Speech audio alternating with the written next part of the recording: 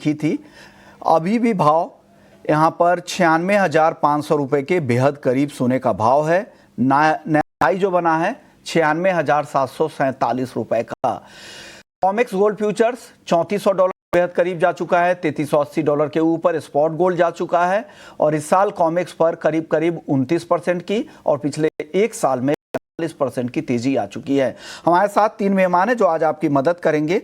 Gold पर सबसे पहले बातचीत करते हैं। हमारे साथ अनुज गुप्ता हैं, head of commodity and currency, HDFC securities. Divya Gaglani हैं, commodity research analyst, Axis securities. और बिटूपन मजुमदार है, टेक्निकल एक्सपर्ट है गुवाहाटी से। आप तीनों मेहमान का बहुत बहुत शुक्रिया। सबसे पहले बिटूपन, आप बताइए क्या लग रहा है चार्ट देखकर, गोल्ड की चाल कैसी दिख रही है अब आपको यहाँ से? चार्ट में तो पूरे अनसर्टेन टेरिटरी में है। मार्केट में कॉन्टिन्यूसली थर्ड वीक का अभी अपसाइड है लेटेस्ट। तो इस वीक से जिस तरह से लग रहा है कि बाजार में, देखिए इस तरह का बाजार में आप बोल नहीं सकते कि कहां तक जाएगा। तो ओवरऑल जिस तरह से लग रहा है कि साइकोलॉजिकल लेवल एक हो सकता है $3,500। और जिस तरह से डॉलर इंडेक्स है, यूएस डॉलर ने मल्टी ईयर का लो ब्रेक किया है और ये लग रहा है कि डॉलर में फर्दर सेल ऑफ पॉसिबल है जिस तरह से ग्लोबल अनसर्टेनिटीज के कारण और जिस तरह से यूएस में प्रेशर है, अभी इकोनॉमिक प्रेशर है, अनसर्टेनिटीज है। तो इस टाइम में प्योरली एज अ सेफ चल रहा है बाजार में। ईटीएफ का डिमांड भी आ रहा है लोकल फिजिकल में। शायद अभी इस लिस्ट में थोड़ा सा हलचल होगा, लेकिन जो इन्वेस्टमेंट डिमांड है फ्रॉम सेंट्रल बैंक्स या ईटीएफ्स का ग्लोबली, ये पूरे कंटिन्यू फेज में है।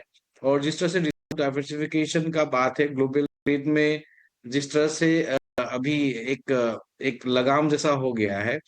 तो एक जो डॉलर का होता है ना रिजर्व करेंसी, उसका थोड़ा सा वेट कम हो गया है और रिजर्व डाइवर्सिफिकेशन हो रहा है सेंट्रल बैंक से। उसके कारण ईटीएफ का डिमांड है। तो चार्ट में तो लग रहा है सर 3500 भी कोई बड़ा बात नहीं है। लेकिन ये भी बात है कि बाजार थोड़ा सा स्लाइटली ओवरबॉट है। लेकिन ओवरबॉट सिनेरियो में कभी बाजार हम लोगों ने देखा था प्रीवियस रैली में साल 1.5 साल तक रह जाता है ओवरबॉट में, जब गोल्ड रैली में आता है। तो अभी फिलहाल के तो प्योर बाजार में तेजी का ही सिनेरियो है। कोई भी अभी फिलहाल के लिए निगेटिव सिनेरियो ऐसा कुछ नहीं लग रहा है। तो ओवरऑल लग रहा है कि बाजार में तेजी का माहौल रहेगा। और गोल्ड मेरे हिसाब से 97,000 M6 में जा सकता है आराम से।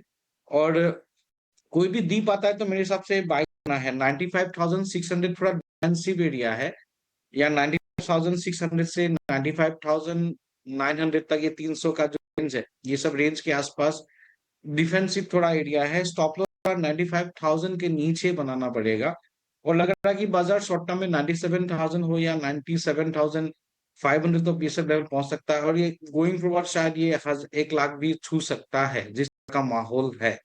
और ये प्योर ट्रेंडिंग मार्केट है, यहाँ पे कोई आप कोई भी टारगेट दे रहे हो वही सामने आ जा रहा है। तो it's like a pure upside market. लेकिन हाँ, ये भी कोई भी अगर ट्रेडर ट्रेड कर रहे हैं यहाँ पे इस लेवल पे, तो थोड़ा सा देखिए कि स्टॉप बड़ा बनेगा, छोटा छोटा स्टॉप तो नहीं बनेगा। 95,000 के लिए एक ट्रायल स्टॉप लॉस बन सकता है। अगर बहुत लोग मेरे हिसाब से में भी है, आप लोगों ने भी, काफी लोगों ने रिकमेंड भी किया था लास्ट वीक से, कंटिन्यू बाय पे रिकमेंडेशन है सभी एनालिस्ट का। तो एक ट्रायल स्टॉप लॉस के साथ मेरे हिसाब से होल्ड भी कर सकते हैं। 95,000 का अगर बाय है, 97,000, 97,500 ये sub level going for very possible है गोल्ड में। आपको लग रहा है इमीडिएटली 97,000 दिख रहा है और 1 लाख रुपए तक भी ज्यादा दिख रहा है? अनुज जी, कुछ आपको करेक्शन के साइन दिख रहे हैं या तेजी कंटिन्यू होगी? जी गुड मॉर्निंग। देखिए जिस तरीके सेंटिमेंट दिख रहे हैं और जिस तरीके की रैली गोल्ड पकड़ी, हमें लगता है कि आगे भी कंटिन्यू रहेगी। हमने आज रिसेंटली देखा कि करीबन $3385 का हाई गोल्ड ने बनाता हुआ दिखाई दिया। एमसीएक्स से अगर बात करें तो करीबन 96,747 का एक नया हाई गोल्ड ने एमसीएक्स में भी बनाया। तो एक रैली अगर आप देखेंगे तो गैप अप चल रही है। और पिछले देखेंगे तो करीबन 10-12 दिनों में ही करीबन 7 से 8 हजार पॉइंट की रिकवरी गोल्ड में देखी है। तो हमें लगता है कि कंटिन्यूटी जो है वो गोल्ड में कंटिन्यू रह सकती है। तो यहाँ पर मुझे लगता है कि थोड़ा सा अगर हम एक वीकली परस्पेक्टिव से तो हमें लगता है कि ऊपर में टारगेट 980 तक के लेवल देखने को मिल सकते हैं। तो ऑलमोस्ट लग रहा है कि करीबन 3420 $3430 तक के लेवल आपको वीकली परस्पेक्टिव से आते हुए दिखाई देंगे। तो यहाँ पे खरीदारी का ही कॉल रहेगा। गोल्ड में करीबन 96,100 के आसपास खरीदारी करें, 94,900 का स्टॉप लॉस लगाएं, टारगेट 98,980 तक के टारगेट देखने को मिल सकते हैं। तो गोल्ड जिस तरीके से चल रहा है हमें लगता है कि आगे कंटिन्यू रहेगा।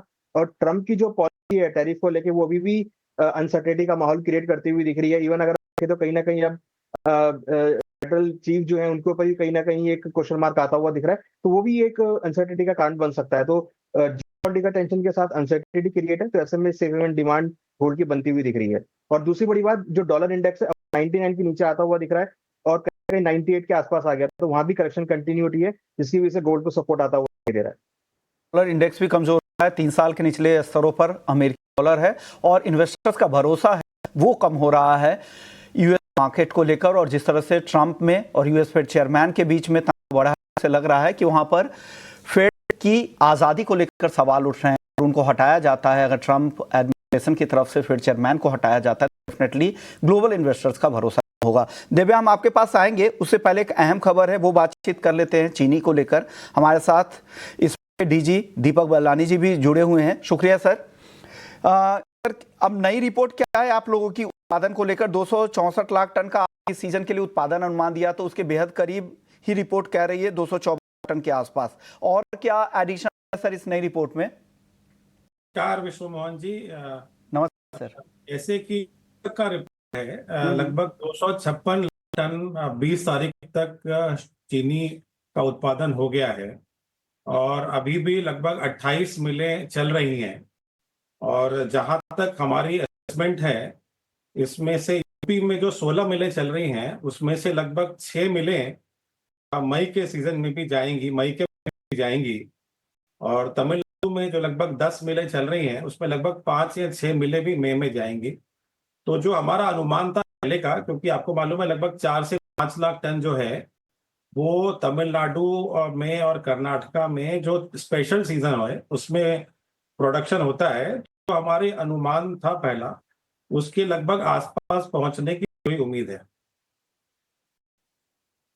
और आगे कर क्या लग रहा है मार्केट में, क्या चैलेंजेस आप देख रहे हैं मिलों के हिसाब से? सर बताइए कि मिलों के लिए, चीनी मिलों के लिए अब यहाँ पे चैलेंजेस क्या हैं और इन ट्रेड सिनेरियो में जिस तरह का पूरा डायनामिक ग्लोबली चेंज हो रहा है, इसका शुगर मार्केट पर भी कुछ असर होगा क्या? देखिए, इसमें चैलेंजेस के अंदर एक तो सबसे बड़ा चैलेंज हमें ये दिख रहा है इस वक्त कि जो एक चीनी की कंजम्पशन पैटर्न है वो थोड़ी घटती हुई दिख रही है। आपको पता है मार्च में भी सरकार ने, क्योंकि चीनी पूरी बिक्री नहीं थी कोटा वाली, तो मार्च में भी 10 दिन का एक्सटेंशन दिया गया था मार्च के कोटा को। और जहाँ तक अप्रैल में जो हमें लगा था कि डिमांड, क्योंकि गर्मी काफी हो गई है, हमें लगा कि जिस हिसाब से जो डिमांड आनी चाहिए थी वो चीनी की डिमांड नहीं आ रही है। तो एक ये चिंता का विषय है कि कंजम्पशन जो है चीनी का ये घटता हुआ क्यों दिख रहा है। और को लेकर एक सवाल था मेरा कि 10 लाख, हम लोग एनालिसिस कर रहे हैं। ओके सर, 10 लाख टन का जो एक्सपोर्ट कोटा मिला था उसमें अब तक कितना एक्सपोर्ट हो पाया है और आपको लग रहा है ये पूरा एक्सपोर्ट हो जाएगा? देखिए, लगभग अभी तक तो लगभग 4 लाख टन जो है ये फिजिकल एक्सपोर्ट हो चुका है और लगभग 2.5 से 3 लाख टन का लगभग कॉन्ट्रैक्ट हो गया है। तो 6.5 से 7 लाख टन का तो एक्सपोर्ट हो गया है और अभी थोड़ा स्लो चल रहा है क्योंकि जो ग्लोबल मार्केट है वो थोड़ा नीचे आया है। तो लेकिन मुझे ऐसा लग रहा है कि क्योंकि विंडो सितंबर तक का है तो लगभग 10 लाख की 9 साढ़े 9 लाख का एक्सपोर्ट हो जाएगा, उसमें कोई तकलीफ नहीं चाहिए। मैं आखिरी सवाल आप सरकार से, और अब आपकी क्या डिमांड है इस लेवल पे आके? अब क्या मांग रखना चाह रहे हैं सरकार से? अब सबसे बड़ी डिमांड अब इथेनॉल की होगी, क्योंकि अगले साल की जो क्रॉप जो हमें दिख रही है वो काफी बेहतर दिख रही है और लगभग 2 साल से इथेनॉल का जो जूस से और बी हेवी से जो इथेनॉल का प्राइस नहीं राइज हुआ है, तो आई थिंक उसके लिए जो एफआरपी बढ़ सकती है, ऐसा सुनने में आया है। तो एफआरपी का जो इथेनॉल रेट से लिंकेज है वो सबसे महत्वपूर्ण मुद्दा इस वक्त है, क्योंकि और वो भी टेंडर से पहले प्राइस को अनाउंस करना बहुत ही आवश्यक है। उसी हिसाब से मिलें अपनी प्लानिंग करेंगी, क्योंकि अगर ये इस बार नहीं हुआ तो इथेनॉल की वायबिलिटी बिल्कुल खत्म हो जाएगी। इस साल भी काफी तकलीफ आ रही है, लेकिन आई थिंक इस वक्त सबसे महत्वपूर्ण मुद्दा इथेनॉल प्राइस का और जूस का और बी हेवी का एफआरपी के साथ लिंक करना और रेट को करेक्ट करना सबसे बड़ा मुद्दा इस वक्त इंडस्ट्री के सामने। कुछ अहम मुद्दे हैं, दर्शकों के लिए एक बार फिर से बता देता हूं कि इस्मा की तरफ से ये कहा गया है कि चीनी उत्पादन पिछले साल से 19% कम है, चीनी की खपत घटती दिख रही है। जो अनुमान इन लोगों ने लेकर चला था उससे अब कम खपत होती दिख रही है। गर्मियों में आमतौर पे बढ़ जाती है खपत, लेकिन वो बढ़ती नहीं दिख रही है। एक्सपोर्ट को लेकर खबर यही कि 4 से 4.5 लाख टन के आसपास एक्सपोर्ट के डील हो चुके हैं। सितंबर तक का टाइम है, विंडो है, तो एक्सपोर्ट हो जाएगा 10 लाख टन का। एफआरपी बढ़ने की उम्मीद है आगे, और साथ ही इथेनॉल के प्राइसेस का जो मुद्दा है वो सॉर्ट आउट होगा, प्राइसेस बढ़ेंगे और इंडस्ट्री में आगे बेहतरी के संकेत दिख रहे हैं। शुक्रिया सर, आपने वक्त निकाला और तमाम मुद्दों पर बातचीत की। धन्यवाद। चलिए आगे बढ़ते हैं। हम गोल्ड की बातचीत कर रहे थे, दिव्या गगलानी जी से बातचीत नहीं हो पाई थी गोल्ड को लेकर। दिव्या, आप अपनी राय दें, आप लोगों की इंटरनल एनालिसिस क्या है, अपने क्लाइंट को क्या सजेस्ट कर रहे हैं? गोल्ड की इस ऐतिहासिक रैली के बाद वो लोग पूछते तो होंगे कि क्या करना चाहिए, क्या सजेस्ट कर रहे हैं अब?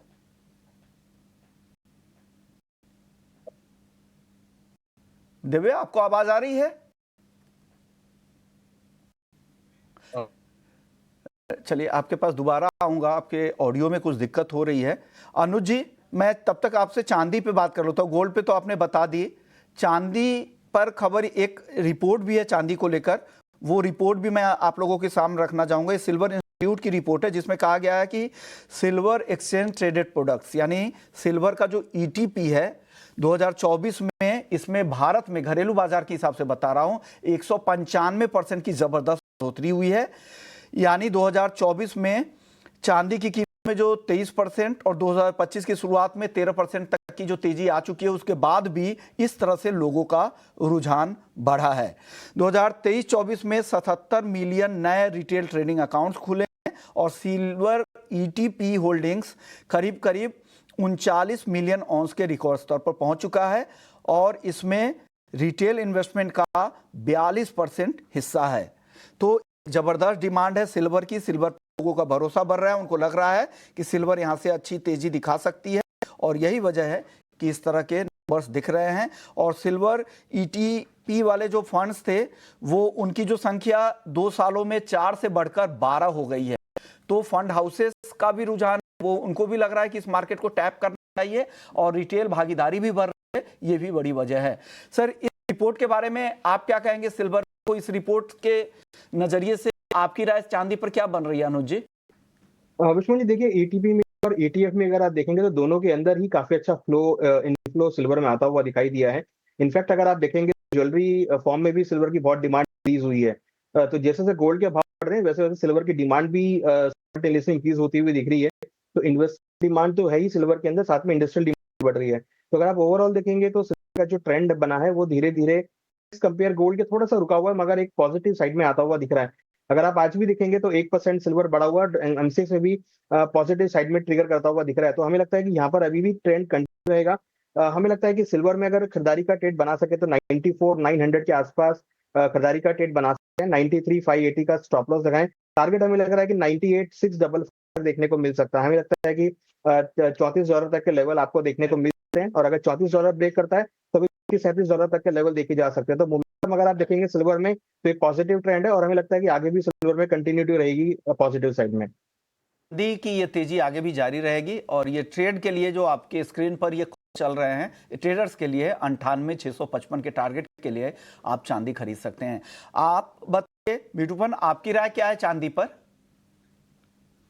चांदी में सर एग्जैक्टली गोल्ड जैसा फिलहाल के लिए भी ट्रैक्शन नहीं आ रहा है, और गोल्ड एंड सिल्वर का भी थोड़ा रेशियो थोड़ा गड़बड़ा गया है ड्यू टू इंडस्ट्रियल कमोडिटी का थोड़ा वीकनेस के कारण।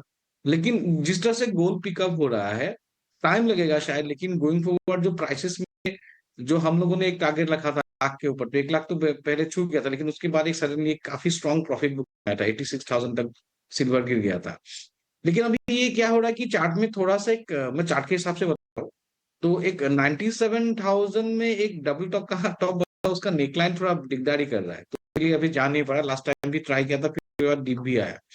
तो इस लेवल के ऊपर सस्टेन करने के बाद शायद एक ये टेक्निकल मोमेंटम आ जाएगा। 97,000 के ऊपर सस्टेन करने से जब उसके ऊपर क्लोजिंग में एक टेक्निकल मोमेंटम आ जाएगा, जिस तरह से गोल्ड में अभी आ रहा है, तो कहीं ना कहीं भी अभी आने के लिए कोशिश करेगा। तो वो जब उसके ऊपर सस्टेन करेगा तो शायद ये भाव इस बार शायद गोल्ड से फास्टर हुआ, क्योंकि काफी रेशियो में गड़बड़ा गया। और ओवरऑल अभी देखिए बाजार में जिस तरह से अभी रिकवरी है 86,000 95,700 के आसपास अभी फिलहाल है, तो इससे प्योर स्ट्रॉन्ग दिख रहा है कि ये एक शॉर्ट कवरिंग नहीं है, सेलिंग वाला स्ट्रॉन्ग बाइंग जैसा है। तो ये जब तक ये 93,000 92,000 होल्ड कर रहा है तब इसमें कोई बड़ा प्रॉब्लम नहीं है। यहाँ पे कोई भी डिक्लाइन में हो 93,000 हो 94,000 हो, या इस डिक्लाइन लेवल पे एक स्टैगर्ड मिनट में मेरे हिसाब से बाय कर सकते हैं, जो ईटीएफ के या इसके हिसाब से देखते हैं, फिजिकल में देखते हैं। ट्रेडिंग पर्सपेक्टिव से 97,000 के ऊपर देखना है, नहीं तो कोई डिप्स आता है तो मेरे हिसाब से स्टॉप लॉस 92,300 का अगर रखने के लिए किसी के पास उनके कैपेबिलिटीज है, बड़ा स्टॉप लॉस है, तो उसके बाद कोई डिप में मेरे हिसाब से बाय, क्योंकि मैं सिल्वर में ओवरऑल बुलिश हूँ, लेकिन इंडस्ट्रियल कमोडिटी के कारण शायद ये अभी फिलहाल के लिए परफॉर्म कर नहीं रहा है, लेकिन जल्दी से परफॉर्म करने के लिए कोशिश करेगा। तो गोल्ड और सिल्वर पे आप दोनों मेहमानों की राय मिली है दर्शकों को। अब दिव्या के पास चलते हैं। दिव्या गगलानी, आपके पास आऊंगा जब आपका इशू, टेक्निकल इशू जब सॉर्ट आउट हो जाएगा। उससे पहले कच्चे तेल पर राय ले लेते हैं। कच्चे तेल में आज नरमी दिख रही है, $67 के नीचे ब्रेंट है, करीब 1% की गिरावट दिख रही है। लेकिन पिछले हफ्ते हमने देखा था करीब 3.5-4% के आसपास की तेजी दिखी थी। और एक खबर यह है कि न्यूक्लियर डील को लेकर यूएस और ईरान में काफी पॉजिटिव बातचीत हुई है, और तीसरे राउंड की जो बातचीत है वो ओमान में आने वाले शनिवार को ये बैठक होगी। और ईरान के विदेश मंत्री का बयान भी आया है कि उन लोगों ने नया फ्रेमवर्क तैयार करने पर सहमति उन दोनों देशों की बन गई है, यूएस और ईरान में। तो एक पॉजिटिव डेवलपमेंट है। और दूसरी सप्लाई बढ़ाने को लेकर डेवलपमेंट ये है, जो पिछली बैठक हुई थी ओपेक प्लस के मेंबर्स के, उन्होंने जो तय किया था कि 4,11,000 बैरल रोजाना उत्पादन वो बढ़ाएंगे। तो इन खबरों के बीच कच्चे तेल की चाल आपको कैसी दिख रही है अनुज जी? यहां से क्या करना चाहिए, किस तरह का लेना चाहिए अनुज जी? देखिए, क्रूड के अंदर अगर आप देखेंगे तो जब से ये पॉजिटिव न्यूज आई है तो हमने एक प्रॉफिट आती हुई देखी है। लास्ट वीक हमने एक मोमेंटम देखा था। अब ये थोड़ा सा अगर होता है तो कहीं ना कहीं एक नेगेटिव ट्रेंड आ सकता है, प्रॉफिट भी आ सकती है। तो यहाँ पर हमारी बिकवाली की कॉल रहेगी। हमें लगता है कि क्रूड में थोड़ी एक प्रॉफिट का ट्रेंड देखने को मिलता है। ओवरऑल अगर आप देखेंगे तो ट्रेंड डाउन ही है।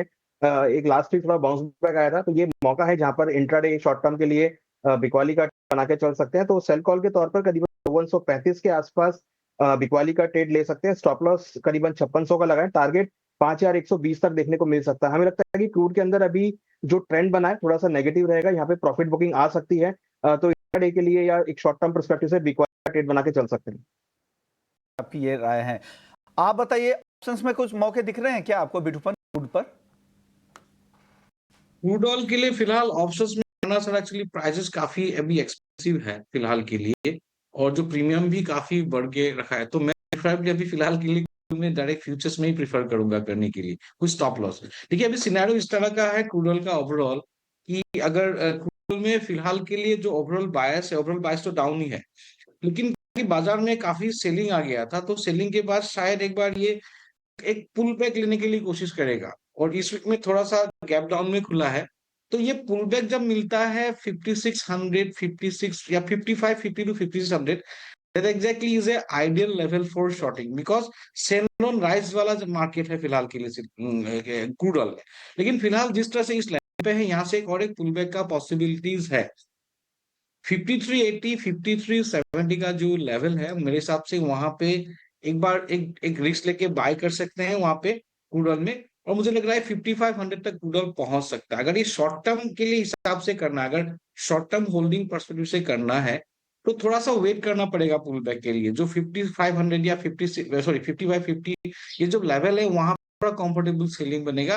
करंट लेवल पे सेलिंग थोड़ा मुझे डिफेंसिव या रिस्की लग रहा है, क्योंकि यहाँ पे कि थोड़ा पुल बैक हो सकता है। बाजार थोड़ा सा जिस तरह से सेलिंग आया, सेलिंग आने के बाद एक कंसोलिडेट किया, एक एक कंसोलिडेशन होने के बाद बाजार में एक थोड़ा सा भी आया, और इसमें थोड़ा फॉलो थ्रू मोमेंटम भी है। टेक्निकली 5670 स्ट्रॉन्ग रेजिस्टेंस है, तो कोई भी पुल बैक आने में शॉर्टिंग होगा वीकली पर्सपेक्टिव में। लेकिन आज के हिसाब से देखता हूं तो मुझे लग रहा है ये बाय ऑन डिप जैसा टारगेट है।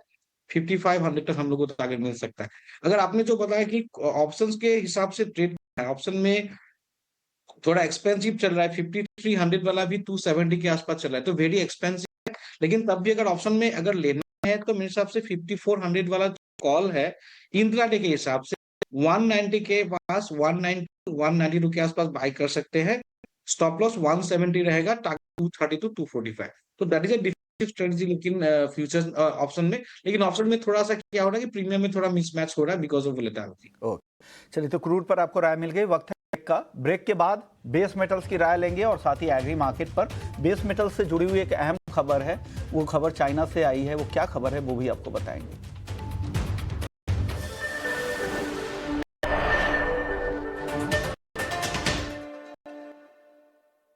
और आप देख रहे हैं मुनाफे की मंडी। बेस मेटल चाल देखें तो 851 के ऊपर कॉपर है, जिंक में भी आधे % की तेजी है, 248 के ऊपर, लेड 178 के पास, एल्युमिनियम में हल्की नरमी है, हालांकि गिरावट धीरे धीरे कम हो रही है। पर चीन से ये आ रही है कि चीन की ट्रेड को लेकर चेतावनी दी गई है चीन की तरफ से, और ये चेतावनी चीन के कॉमर्स मिनिस्ट्री की तरफ से आई है। उन्होंने कहा है कि चीन की कीमत पर अगर डील हुई तो अंजाम भुगतेंगे। और ये जो प्रतिक्रिया आई है चीन के वाणिज्य मंत्रालय की, वो ब्लूमबर्ग की उस रिपोर्ट पर आई है जिसमें कहा गया था कि चीन के साथ ट्रेड घटने पर यूएस टैरिफ में छूट दे सकता है। इसी मामले पर चीन का बयान है कि इस तरह की अगर कोई डील होती है तो जवाबी कार्रवाई चीन करेगा और रेसिप्रोकल टैरिफ चीन भी लगाएगा। और चीन की तरफ से यह भी कहा गया है कि इस तरह के माहौल से शांति नहीं होगी और समझौते का सम्मान अगर नहीं करेंगे तो वो भी इस तरह के टैरिफ आगे लगाएंगे बाकी देशों की। तो इस तरह की चेतावनी ली गई है। इन खबरों के बीच में मेटल्स पर आपकी राय क्या है? अनुज जी, छोटा जवाब दीजिएगा। देखिए, हमें लगता है कि कहीं ना कहीं थोड़ा कूलनेस आ सकता है टैरिफ को लेके, तो एक बाउंस बैक हम एक्सपेक्ट कर रहे हैं। और एक हम प्राइसेस के अंदर भी देख रहे हैं कि पिछले ही हफ्ते से एक रिकवरी का ट्रेंड रहा था, तो आज भी हमें लगता है कि खरीदारी के साथ ट्रेड देखने को मिल सकता है। तो कॉपर के अंदर हमें पर्टिकुलर लगता है कि बाय ऑन डिप्स की स्ट्रेटेजी यूज कर सकते हैं। करीब 844 के आसपास खरीदारी करें, 834 स्टॉप लॉस लगाए। वीकली परस्पेक्टिव लग रहा है कि 872 तक के टारगेट देखने को मिल सकते हैं। तो सभी बेस में लगता है कि ट्रेंड पॉजिटिव रहेगा। कॉपर के अंदर एक बाउंस बैक की उम्मीद है, तो खरीदारी के तौर पर ट्रेड बना के चल सकते हैं। आप बिटपन, आपकी राय बेस मेटल्स में कोई एक काउंटर? सेम कॉपर में ही अनुज ने जितना लेवल लिया, मेरा खाली 845 में बाइंग है और मेरा स्टॉप लॉस थोड़ा 840 में है और मेरा टारगेट भी थोड़ा लिमिटेड है 854 से। नेक्स्ट टारगेट दे सकते हैं 857। तो मेरा एक बाय ऑन डिप जैसा ही है, लेकिन मैं बहुत ज्यादा बड़ा टारगेट रख रहा हूँ। तो ओवरऑल मैं बुलिश हूँ कॉपर में थोड़ा इंट्राडे के लिए 1-2 दिन के लिए। उनका पोजिशनल टारगेट है तो उन्होंने बड़ा टारगेट दिया, लेकिन दोनों खरीदने की सलाह दे रहे हैं। कॉपर छोटा जवाब एनजी पर दीजिए। 2% आज भी कमजोर है नेचुरल गैस।